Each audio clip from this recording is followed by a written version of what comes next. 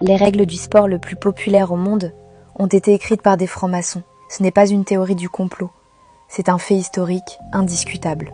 Le 26 octobre 1863, le football moderne est né à la Freemason Tavern, la taverne des francs-maçons, située sur Great Queen Street à Londres. C'est dans ce bâtiment, étroitement lié à la Grande Loge d'Angleterre, qu'Ebenezer Cobb Morley et Arthur Pember rédigent les toutes premières lois unifiées du jeu et fondent la Football Association. Mais la figure la plus fascinante de cette histoire reste le légendaire Lord Arthur Kinnaird, considéré comme la première véritable star du football et le président de la Football Association pendant 33 ans.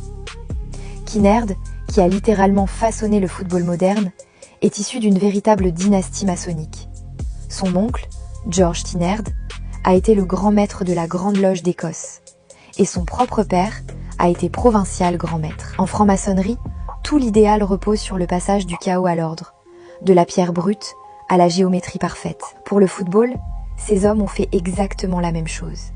Ils ont repéré une coutume de rue sauvage et l'ont transformée en un code de règles universel, faisant passer le sport du pur rapport de force physique à la norme partagée. C'est le principe du Ordo ab Chao. Dans le prochain épisode, nous allons analyser la géométrie secrète du terrain.